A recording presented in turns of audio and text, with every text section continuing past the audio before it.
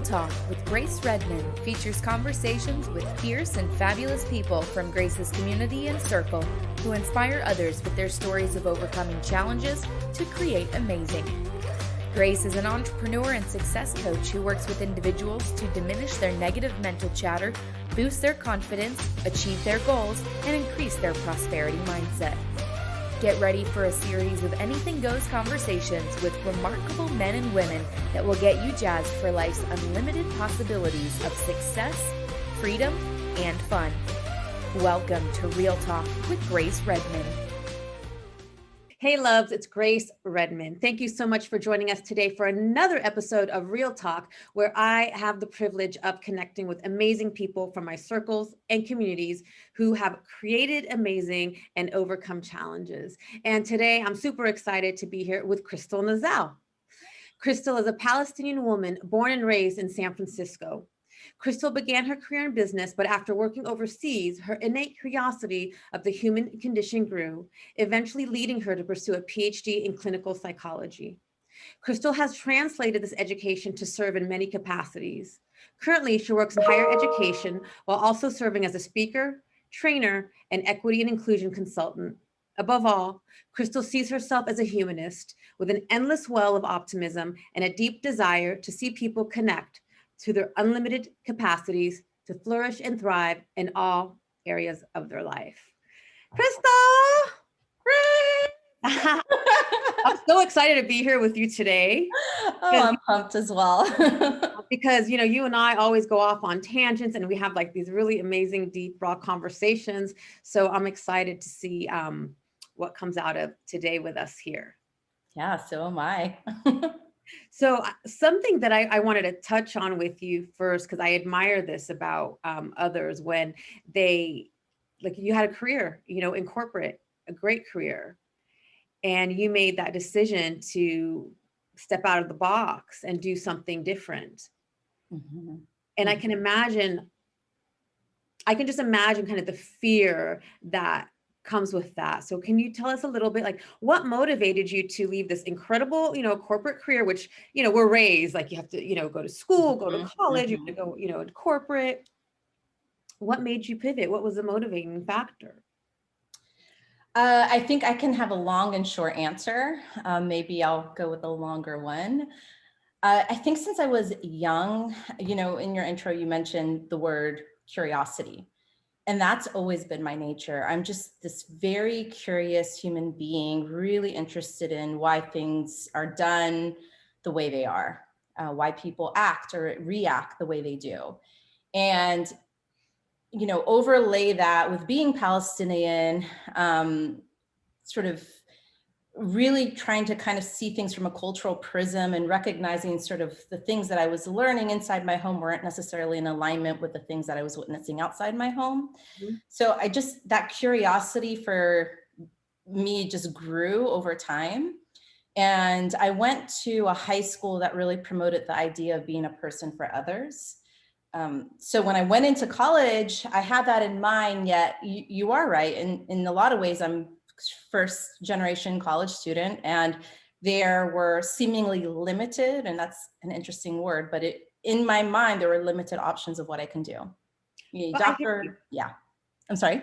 No, I hear you when you said there was limited possibilities in your mind of what you can do. Mm-hmm. Absolutely. And so for me, it was like, okay, doctor, lawyer, or go into business, right? And so I opted for the business piece, and I ended up doing international business and getting into a multinational corporation, which was phenomenal. And I, to this day, have such great friends from that experience. I was able to work overseas, which was something unheard of, which I was able to do as well.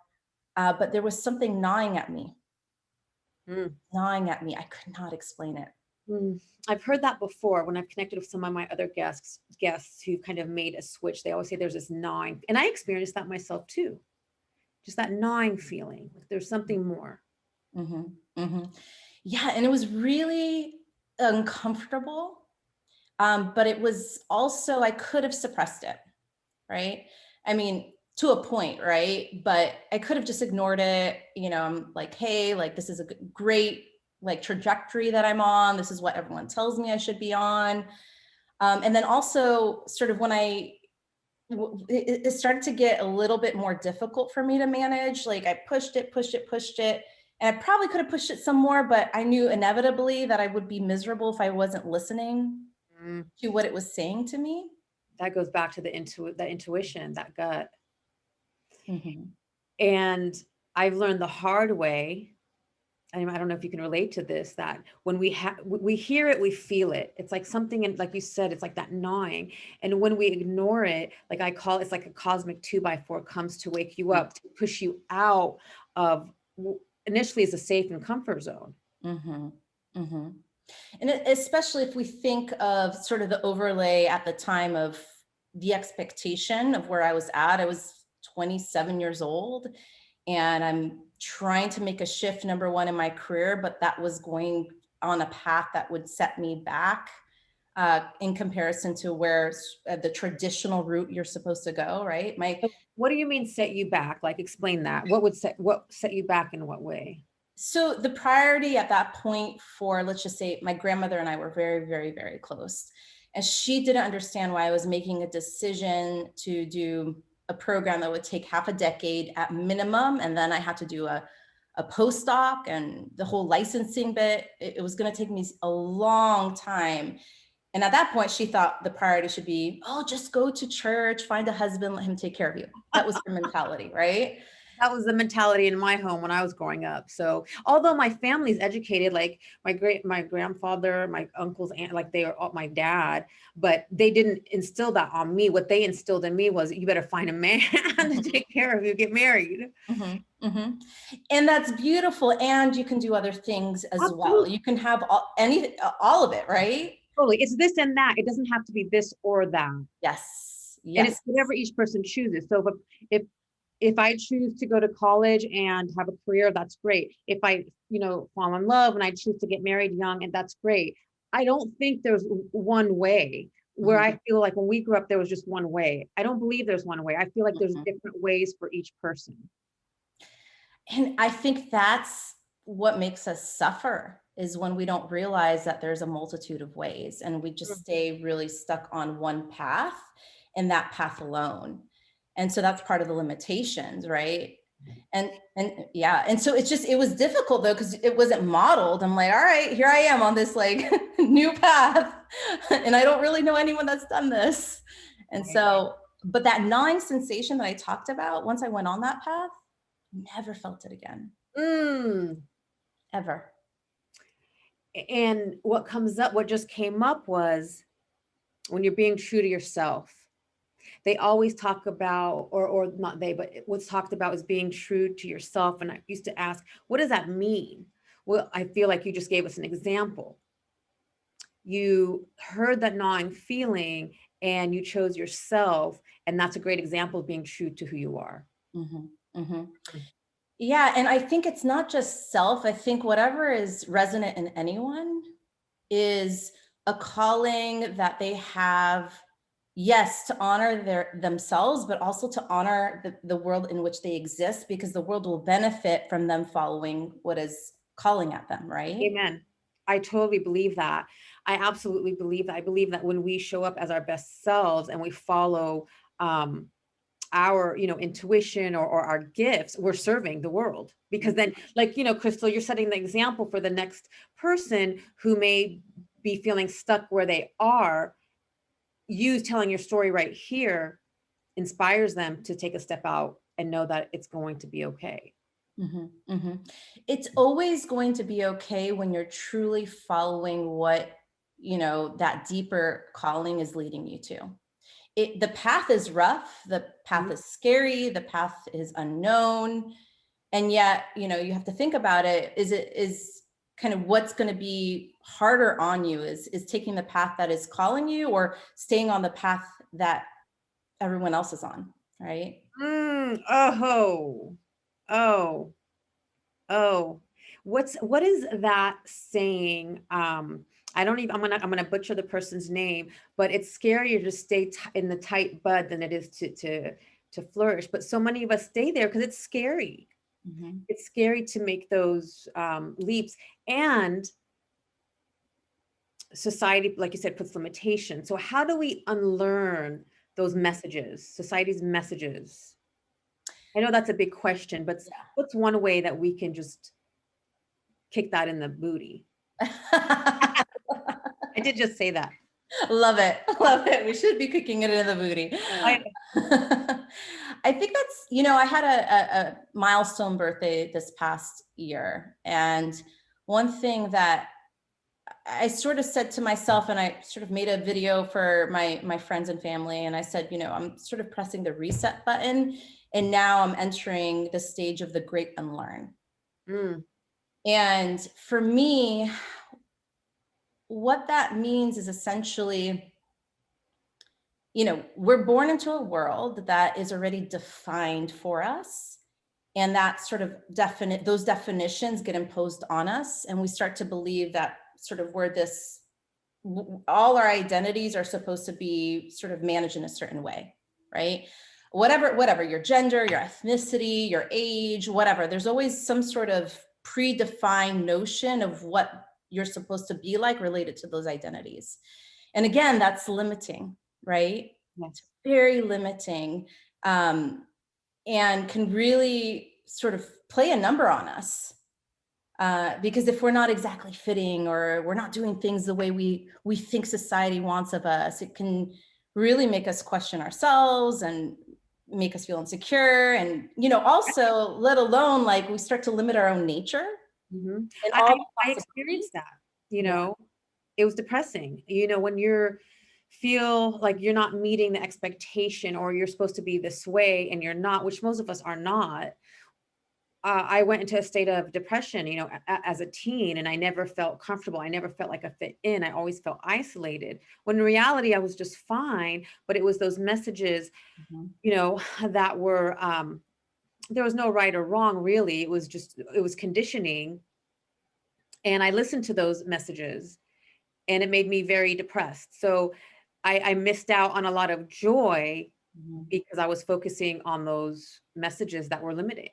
Mhm, mhm. And the truth is this is everyone's experience. We just don't talk about it, right? That's You know, why we're here, sister. we're all feeling, We're putting it on the table. like, it's just being authentic. And I think that's the problem with our society. It's like we cannot limit. We're trying. Society tries to put these socially constructed notions of who we should be onto us, and then we try to comply, but we can't comply because it's the antithesis of who we are. We're so much more, and yet none of us are talking about that state of like that, like, oh my God, I'm fearful to be all that I am, and yet we're all dying to do just that. I Right? want to talk about that. Let's talk about it. Let's talk about it. Well, like you said, fearful to be who I am, because if I'm really who I am I going to be liked? Mhm, mhm. Am I going to be accepted? Accepted. Yeah.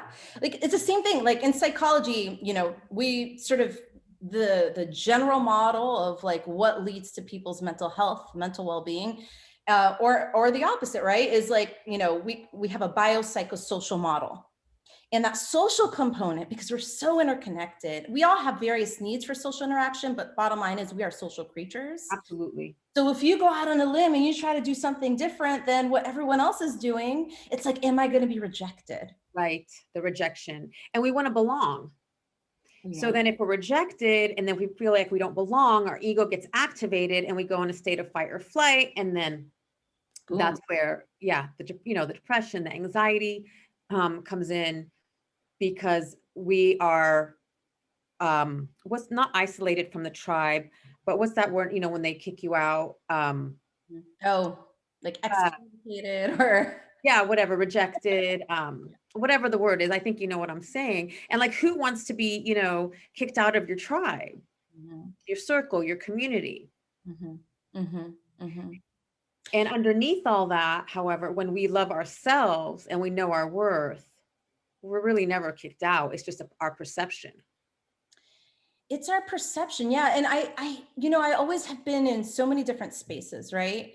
Whether it's amongst the Palestinian community that we grew up in, whether it's, in sort of my education circles, my professional circles, my friend circles. And I used to think, gosh, I never really fully belong anywhere, right? And then I realized, if you're rooted in yourself, Mm. you belong to yourself. And you Amen. carry that in every space that you are. I may not be the prototypical image of what belongs in any of these circles, but I belong to me, right? And I'm connected to me. And in that, that's the only place that really matters. Absolutely. And when we're connected to ourselves, we naturally emanate I mean, love. Like when we're connected to ourselves and we have, we love ourselves, we naturally emanate love, and we're going to fit in anywhere we go. Now, not everyone's going to like us, and that's okay. Like we're not going to vibe with everybody. Um, but regardless of where you go, it could be in any circle. When you love yourself and you're coming from a place of love, you're naturally going to connect with whoever it is in any circle you go in. Yes. And that's the thing. Like love for me is sort of that guiding force of almost everything that I do. Almost everything that I do. I do have sort of this idea of when I was a little girl, and I've told you this before, and I'm just going to say it here. I was a little girl looking up to all of these like older aunties, right? Just observing, and your mom really like is one of those images I have lodged in my memory, right? Thank you. Emanating love, right? And that warmth. And I remember thinking, well, if I'm going to grow up, I want to grow up to be that like older auntie that emanates love and shows love to the world. As I've gotten older, though, I realized that there's the love you emanate to others, and then there's the love you also need to give to yourself, right? Yes. It's kind of a two-way street. Yes. Yes. Yes. And there's so much sacrifice a lot of these older aunties did, right? Like at sacrificing themselves for others, but there's a way to do both. Absolutely. And what I saw was the martyr, Mm. in my home, and God bless my mom. And I know she gives me permission to speak about this, is, our identity, or I learned that my identity was attached to how much I did for you. Mm-hmm. Mm-hmm. And so I learned that, from mom and Teta, because that's what they learned. So, but they could never feel this.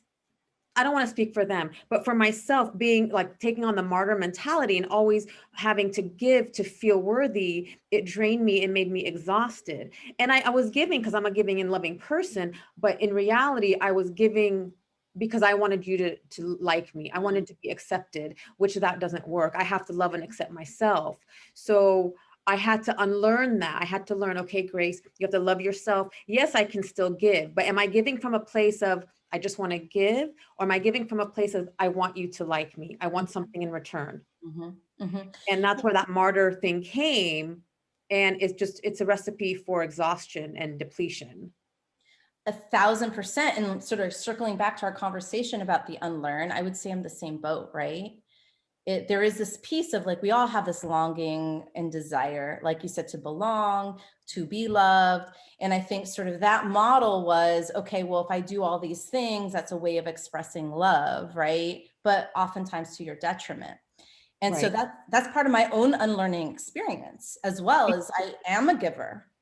I give people in a multitude of ways. I am that person that like cooks for my family and does all that thing and make sure everyone's birthday is taken care of and make sure people feel loved and making sure I check on people who aren't doing so well. And these are all beautiful things, right? Yes. Like I love them about myself. And I also know that I also give people who hurt me way too much benefit of the doubt. And I give in ways that aren't reciprocated, and I give and so there's so many different forms. Giving is a beautiful thing, and it could also be a detrimental thing. 100%. And I'm still learning because I was an overgiver because I wanted to be loved and accepted, and so I gave to my detriment. Mm-hmm. And I can still do that. And sometimes I'm aware of it and I choose to do it for whatever reason it may be. And I'm still, work in progress, because I also know that if I'm giving too much, I'm going to get resentful, and it's no longer going to be from a place of love for myself or the other person. 100%. And I'm in the same boat. I'm still learning how to unlearn, like relearn in a way that honors myself and honors my nature to be a giver and to be loving, right? Like how do you honor both? And that's what I'm contending with. And you asked me the question about like how do you even start that journey? I think part of the journey is recognizing that there are certain messages that we have unconsciously taken in. Oh yeah. That we need to work on deconstructing and then identifying parts of the message that may or may not work for us, Right. and adding in components that will, right? Absolutely. I love that.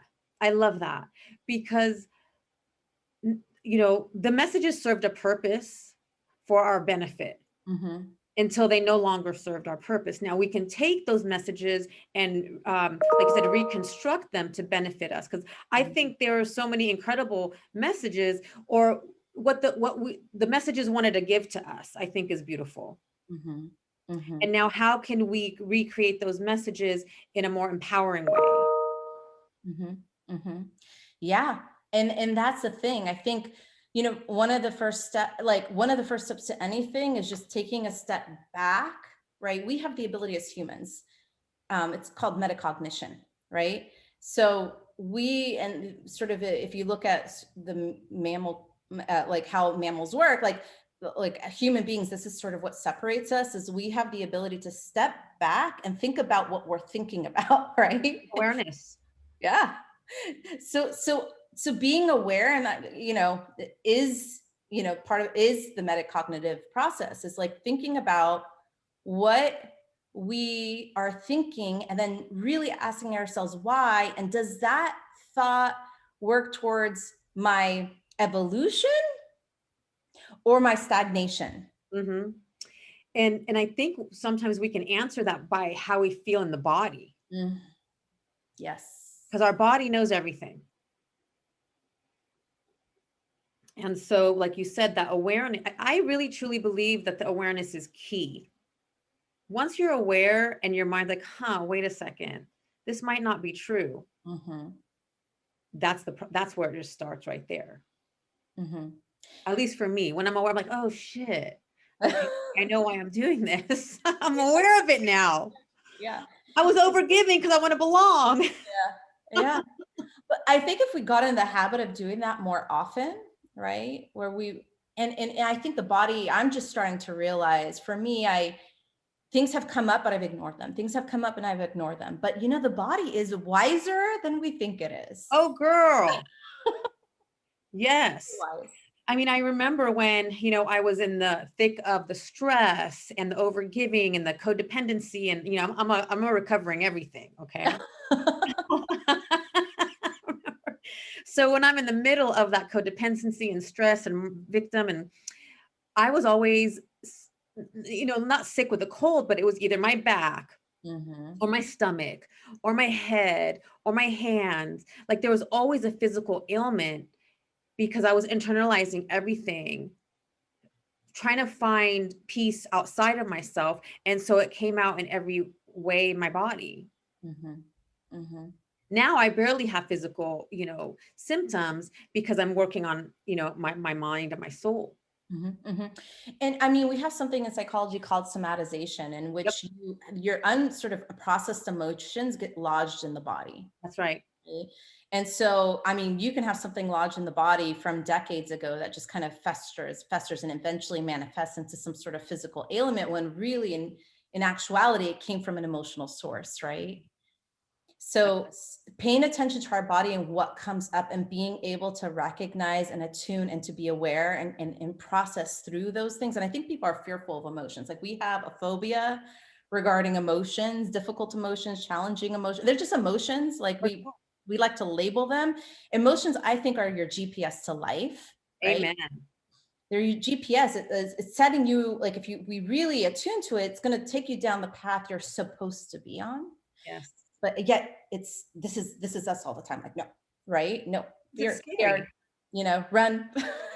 Well, not only that is it scary, but that's another thing that came up. We were not allowed to show emotion. Mm, So, as a child, don't cry. And what's wrong with you? You're too sensitive. mm, Even when I was in my 30s and my mom had just passed away, I just delivered Rami, my youngest son, and I was experiencing extreme, extreme depression. mm. And I went to two different people and, close to me, adults. And I said, this is how I'm feeling. They said, don't worry, you'll be fine. Just keep going. I'm like, holy shit, I feel like I'm fucking dying here. Yeah. Yeah. So we weren't allowed to show, the negative. There's going to be, we need a contrast. We're going to have negative emotion and positive emotion. We were not allowed to show the negative. We always had to show up with a smile. Mm-hmm, mm-hmm. Yeah, I will say Palestinian culture is interesting, right? Because I think about it in a lot of different ways. But we're, sort of one of the layers that I don't think we talk enough about is that, there's a high level of trauma within the community. And in that, when you're traumatized, it's sort of like you, in your mind, have no way to, you have to keep moving, you have to keep moving, you have to keep going, because if you sit with this, who knows what could come about, right? So part of me, I'm not saying it's entirely defines how we kind of what you're describing, but I think that's one layer of why there's that attitude of like, just keep going, keep moving, plow through, right? Because in sort of through the intergenerational trauma, that's what people have to do. You have to survive, right? And I did. Yeah. Until I couldn't do it anymore. Exactly. And I remember my therapist, when I went back, she was my therapist for 25 years. So I go back one day and I tell her the same freaking story. And she said, Grace, you have a decision to make. You're going to either die like your mom or you can save yourself. And that was the turning point for me. And that was where like, okay, I don't want to die when I'm 50. And I had to do some major, healing. Because like you said, there's so much trauma there. Yes. And we can do the work it's not easy to start healing the trauma. And as we heal our trauma, we heal the generational trauma. Yes, exactly. We heal the generational trauma, we heal ourselves. And like, ultimately, like that's where, if we get stuck, remember that story, right? Like I remember someone telling me, if you're playing, something could have happened 25 years ago, but you're replaying it every single day in your mind. It's like it just happened, but then it keeps you stuck, right? Keeps you stuck. It keeps you stuck from experiencing what's present, and not just what's present. You get stuck in not being able to see the possibilities, the limitless possibilities and potential that you can have for yourself when you're stuck, when those stories are, you're stuck in that story, right? So what's one tool that you use when you find yourself stuck in one of those stories? Mm-hmm. What's one of the tools you use to help shift out of that mindset? I think what's useful for me is knowing that our brains are wired for storytelling anyways, right?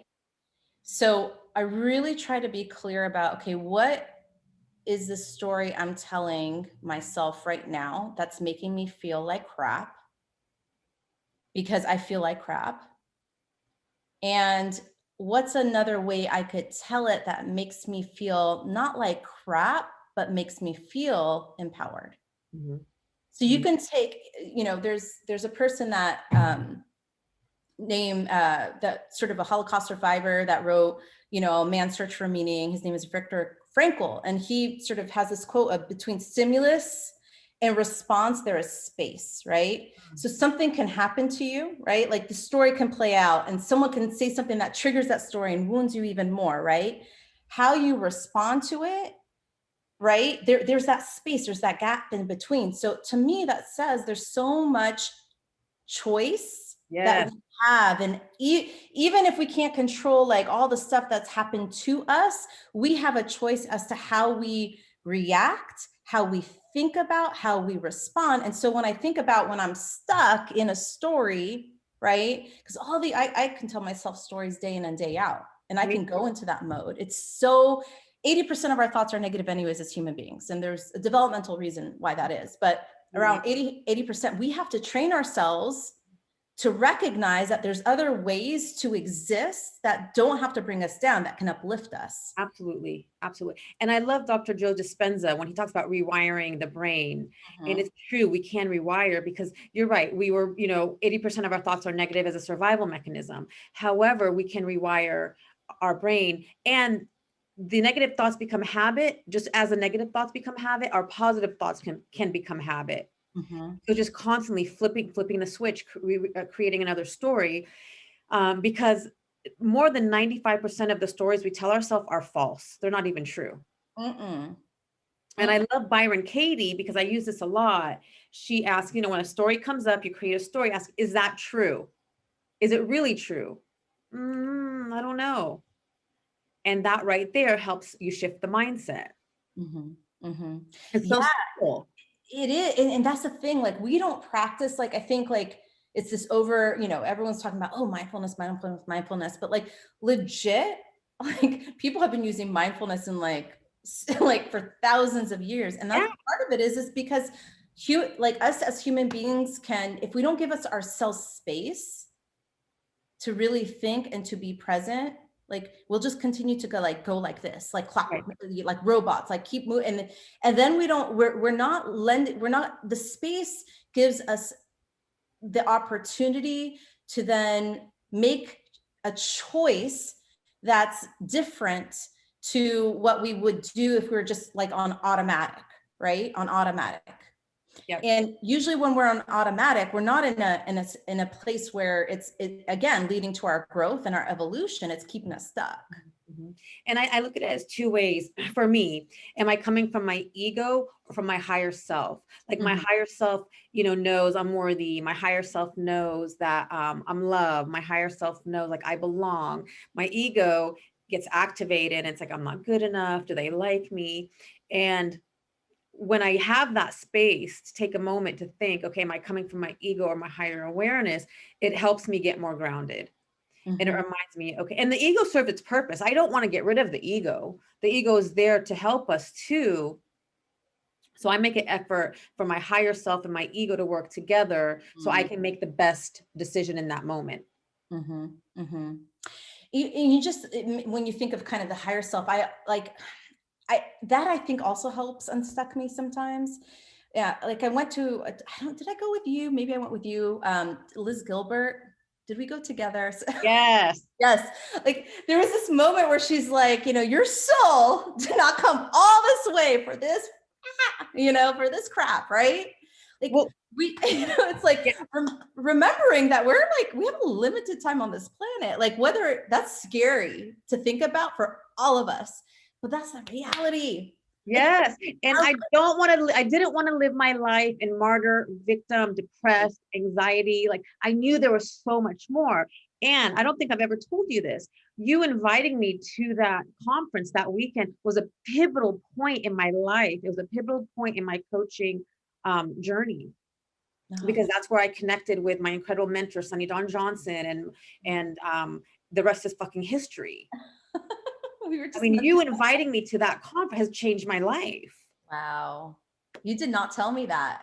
No, because right now, as you reminded me of it, I was like, that moment changed my life and it connected me to the people I needed to be with to get to, where I am and to where I'm going to continue to go. So I'm grateful for that, Kristel. And that's how the universe takes us and brings us to where we're going, through the angels on earth like you. Oh gosh. I mean, you're an angel on earth. I mean, I just got goosebumps throughout my body. And it's interesting because when I saw that, and I felt really, really compelled to go. And literally you were the first person that popped in my mind, right? You're the first person that popped in my mind. Because I'm probably the only one. I'm going to go. I'll go. Sure. I have, wonderful friends with at different levels of their own development and growth and thinking about things. So I have to say, like, there are some choices, right? No, I know. You were the one that I just felt so strongly like I need to tell her. And I appreciate that, because I had some amazing experiences that weekend. I remember I have a girlfriend, and you know her too. She would always talk to me about past lives. And I know my mom and aunts and all them, they were very into the spirituality. And that was, stuff that they would bring up. And I'm like, oh my God, please, you guys. Well, my friend would always talk about past lives. And I was like, dude, please. Okay, whatever. Like I listened. But then when I was there at that conference, I went to a workshop with Denise Lynn and I had my own past life experience. I was like, holy cow, I'm open. I don't know, if I believe this or not, but I just had an experience. So thank you for that. There's just so many things that are mystical. And I've learned to keep an open mind. Yeah, and I think that's the key. I mean, I think we're so quick to label things and to judge things, like so quick. Like, I for the longest time, I always felt very strongly about other pathways for healing other than medicine. Like at 20, my doctor I was like, my knee hurts. She's like, oh, it's just your heels. And I was like, no, like no one, my doctor's not helping me. And so I started going to an acupuncturist, and then oh, you have a lot of fire in your body. I'm like, what? I don't understand. But all I know is like my knee was feeling better. It's like, Right? I was just open to the possibilities of like there being other healing. And Yes. I think in our society, again, it's one of those things where we socially construct like what's weird, what's acceptable. And I think like, just leaving yourself open to the possibilities of most things, really can expand your life and give you more options. Had I just listened to my doctor and not sought out a different pathway to my healing, my physical healing, like, I don't know what I would have just been left with no answers for years. Right. But I took it upon myself to be open to, a form of healing that not many people, now it's a big thing, but like back then it wasn't like a big thing. Right. So I just think that, again, that's one of the other limitations that we put on ourselves, is even when it comes to all the things in front of us, it's like we cast a net, like we judge. Oh, that's good. That's bad. That's this, that's that. It's like, versus like, just be open, see what the possibilities are and see what comes about. And it may or may not resonate with you, but why so quickly judge? Actually, I think judgment, to me, if I think about the biggest part of my spiritual practice, right, for me, I come from, let's if we're going to be realistic, every single culture has its set of judgments. Sure. We just happen to grow up in the Palestinian culture, so there are quite a bit of judgments based on like a perspective of how you should be, right? Which Like, beliefs? yeah. Because if I don't meet your belief, then it's a judgment towards me. Mm-hmm. Yeah, and like, I really think about this strongly, that for me, true spirituality, my true spiritual practice is, again, that unlearning of myself and of what others and who they, of who they are, right? It's like, I don't want to judge anyone. Right. I don't know. And this is what psychology has really, really taught me. It's so complicated to know why people do what they do. There's so many various factors. And if you actually got to know someone's like story, like you garner more understanding. And I think that's what we lack in society. It's like a quick fix of judgment, and they're right, they're wrong, and that's it, And Right. it's like for me, my spiritual practice lies in the unlearning of judgment. I love that, because I've learned that, because I hated to be judged, because like I don't fit in, and I've learned that judgment is based on the person's belief. And they're not really judging me, they're judging a part of themselves based on their belief. And so now people judge me outwardly. And some of my friends like, oh, how are you not upset? I said, I'm not upset because I understand where they're coming from. They're not judging me. They have a belief and I don't meet that belief. So it has nothing to do with me. But that took a long time. Yeah, and that's what we call, at least in part, like projection, right? Like Right. people have a projected notion, like an idea of how things should be, and they use that lens in which they like interrelate with the world. And if you're not incongruent with how they see things, then that's when they're going to cast the judgment. But to me, they're really judging. You're right, like they're judging themselves, because there's something in that behavior that probably they relate to, that they're trying to reject as well. Totally. I'm going to use this example. I remember I was on the soccer field, which I was one of those moms. I'd show up at the freaking park with my heels because I had to go to work. And I'm sure they're like, what the hell's wrong with this lady? But here's an example. I know. So here's an example of a time I was in judgment, and everyone around me was too. So one of the moms came in like these stiletto knee-high boots to the soccer game. And I could hear the other moms and, like, what the, and then I did it too. And I stopped for a minute. I'm like, okay, Grace, like, stop. It's not about you. It's not about her. It's about you. What is about that's making you uncomfortable? Because good for her for rocking it, dude. Yeah. Oh, yeah, like rock it. I'd be, like I'd be embarrassed. Well, the judgment was when a lady shows up like decked out and like that to that type of event, then she's, I'm just gonna say it. She's a hoe. Oh, wow. But that was in our community, in our circle. And I was like, is that true? No, it's not. That's your own fucking belief. You know what? Good for her. Mm-hmm. Good for her. She's comfortable enough in her own skin to show up the way she wants to, and more power to her. So it wasn't even, we weren't judging her. We were judging our own shit. Mm-hmm, mm-hmm. And you were working out of a social construct of like defining how women should be and what Right. women should wear and what women should do. It's that it always goes back to that social construct. It wasn't even within that community. It was messages that you got from broader society that Right. was dictating how you saw that person, right? Right. And I remember a message growing up that if a woman took care of herself and she showed up presentable and she had her hair and makeup done, then they would call her, whatever. Mm-hmm. And that's not true. It was just limiting bullshit belief created to keep other people feeling safe. Yeah. I think this idea of trying to be comfortable is killing our souls in society. Tell me more about that. What do you mean? Think about anything. Like I think about anything in life, right?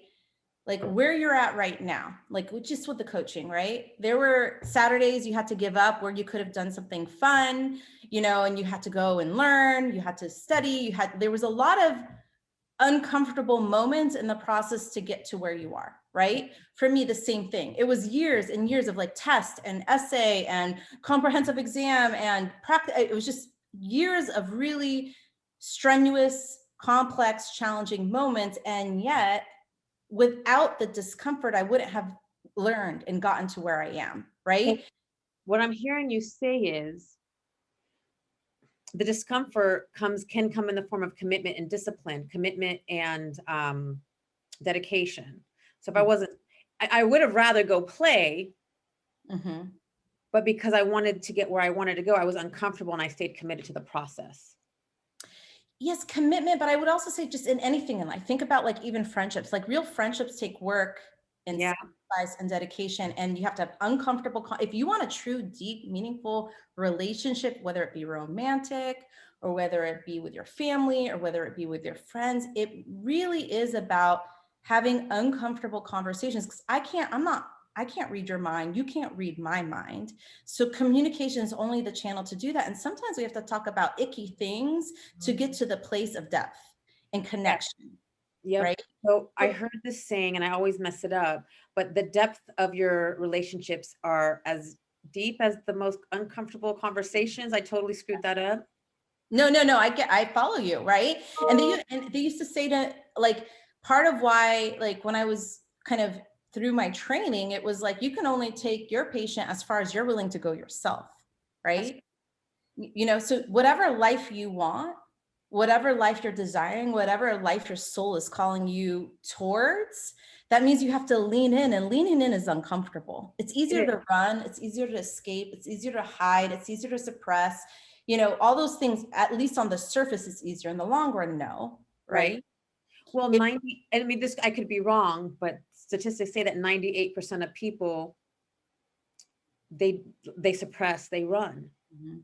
Because it's easier. It's hard to dig down because it's scary and you're going to sit in the dark nights of the soul for a little while. Mm-hmm. But I always know when I'm going through a dark night of the soul, it's because I'm leveling up to something else. I'm shedding an older part of me to step into a greater part of me, which is scary because sometimes we lose people around us that we love, not lose them, but you go on to a different level and you start losing, people that you care about. I mean, they're not gone, but the relationship changes. It does. And I've really contended with this because I've sort of been in made a lot of choices in my life and gone down a lot of different roads that no one can understand, or not, I should say no one. I don't like absolutes. Like a lot of people that I knew and I was close to weren't entirely in the know or understanding of my experience. And so it's interesting, as I've sort of grown into different directions, I've sort of accepted this.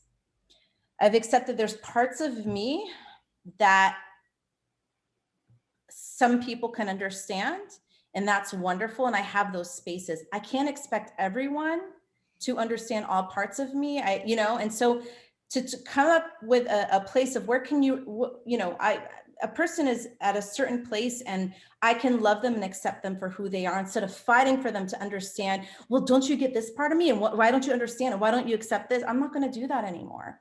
I accept and love you where you're at, and I honor that. And that has made me more free. Kristel, I really needed to hear that this morning. Mm. Although I am so aware of that, and I do practice it, because I would beat myself or hit my head on the wall, because like I want them to be here at this place with me. You're right. The most freeing thing you can do for yourself is accept the people you love exactly where they are, Mm-hmm. and honor them. Mm-hmm.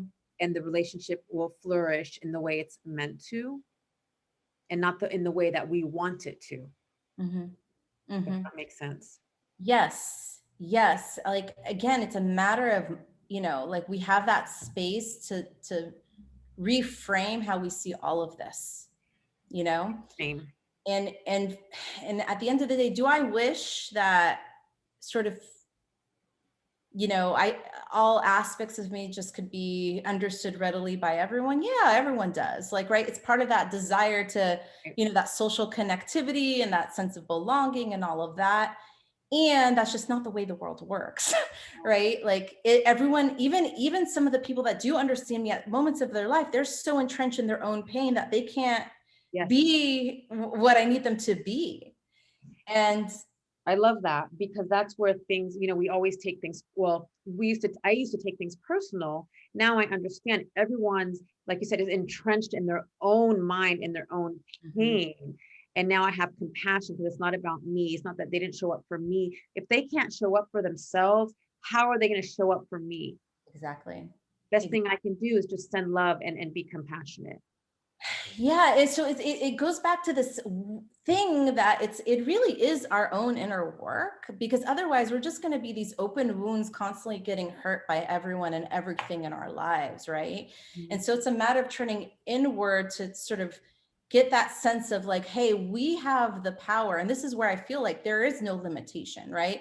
We have the power that no matter what happens to us, or no matter where people are at, or no matter, like, if we have that piece of us where we're doing the work, and we can have space, and we can sort of reframe or rethink in a way that's going to be healthier for us, as opposed to detrimental, and instead of weighing us down, it brings us up. Like, I think that's where we like can benefit everyone, because I do think we're open wounds. Like, I mean, look at the way society is right now. It's a big open wound. Yeah. And sometimes the wound has to get open to start healing. True, but I feel like people need the knowledge that they're wounded in the first place, and that's what people don't want to accept. Yes. Oh, that's the hard one. That's where you have to accept them where they are at with love and compassion, which is not always easy. And sometimes you just have to love them from a distance. Yes. Yeah. Love can come in many forms. Again, that's another thing. Like, what is love? How do you express it? How do you define it? How do you understand it? How do you show it? I mean, there are no limitations to that. So loving at a distance may for someone else be like, oh, that's not real love. It's absolutely love. Absolutely love. I love all of this. Me too. So if you could, we can talk for hours. I will definitely have you on, because we could talk about the 5 love languages in love. That could be another hour. Oh, for sure. So what is one thing that you could leave our audience with? If someone now has the awareness, like, okay, now I have this awareness that there is some deeper work I need to do. What is one thing, where's one place you would recommend them to start? I think this sort of falls in line. There's many ways I can answer this, but I think this falls in line with sort of thematically what we've been talking about. Don't run. Don't run. We're always running from our emotions. We're running from situations. We're running from people. Don't run. There's that space. Be in that space. Lean in. It's okay to be uncomfortable. It's okay to feel the feels. It's okay, because in the end, that's going to benefit your life. It may not seem that way because it's scary, but like, it's only scary because it's the unknown. Once you start to know and familiarize yourself with yourself, it's the most beautiful thing and honorable thing you could ever do. And that was beautiful, Kristel.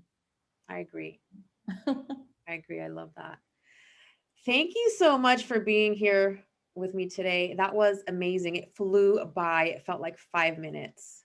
I'm shocked to see the time right now. Like, what? It totally flew by. And thank you, all of you, for joining us today. If you have any questions, you can reach out to Kristel. I'll leave her information below, or to me. And again, we're just so grateful to have you here. And I hope this conversation today brought you some nuggets of wisdom. Until next time, keep it real and have a fabulous day. Take care. Take care.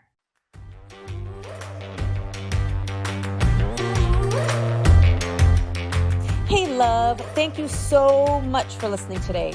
I am so grateful for you. I'd like to show you my appreciation by gifting you a free forgiveness self-hypnosis audio download. Part of living the fun and fabulous life is practicing forgiveness. Forgiveness can be such a long and challenging process. My intention is that this forgiveness audio will help you in practicing forgiveness, especially with yourself. Grab it by visiting daretoachieve.com/forgiveness. For more inspiring tips, make sure to connect with me on social media. Drop me a line on Facebook or Instagram at Grace Redman Dare to Achieve. Until next time, keep moving forward towards living your fabulous life.